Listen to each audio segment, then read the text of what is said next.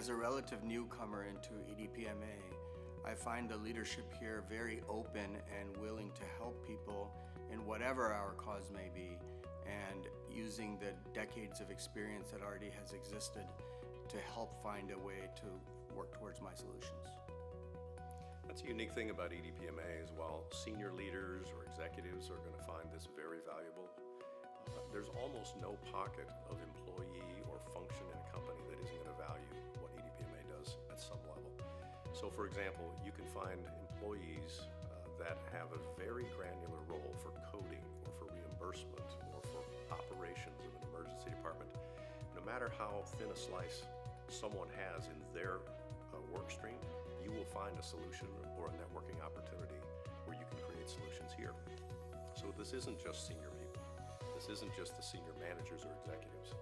People will find answers here, and you will find people just like you right here at EDPMA. Well, I think EDPMA offers a lot of leadership roles, depending on what your expertise is. We have a number of areas where you could participate in either committee or be a committee chair, which ranges from federal health policy to state regulatory policy to provider enrollment to billing, coding.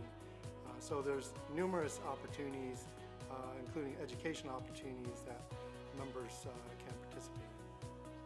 I believe EDPMA's mission of educating the membership and providing resources for the membership is one of the rationales that exists for membership. I believe that having access to archived resources, to live webinars, to conferences and workshops is of significant value to an organization that's considering membership with EDPMA. I think that's one of the great things about EDPMA. It's a more tight-knit conference, and it really very much has the culture of teaching and learning.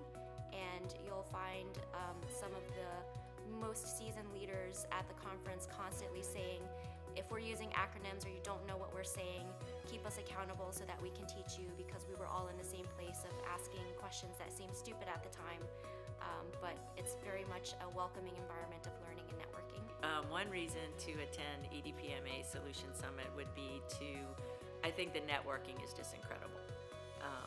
That's one of the reasons that I think I come every year and get to meet people and to see old friends, to learn the latest and the greatest, and to meet new colleagues.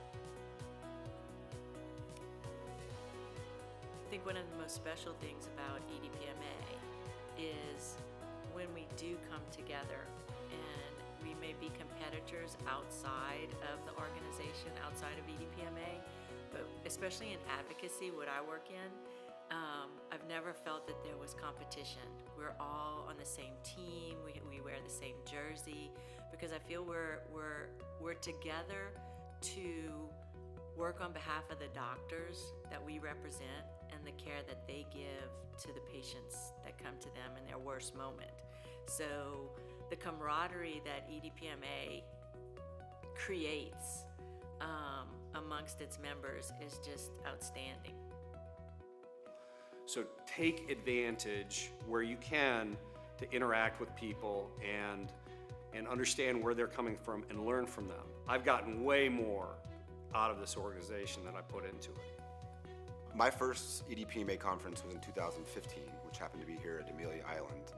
And I was new to the entity, I was new to the Solution Summit, but what was very impressive to me right out of the gate were the number of competitors who often compete in the field together, coming together to share information.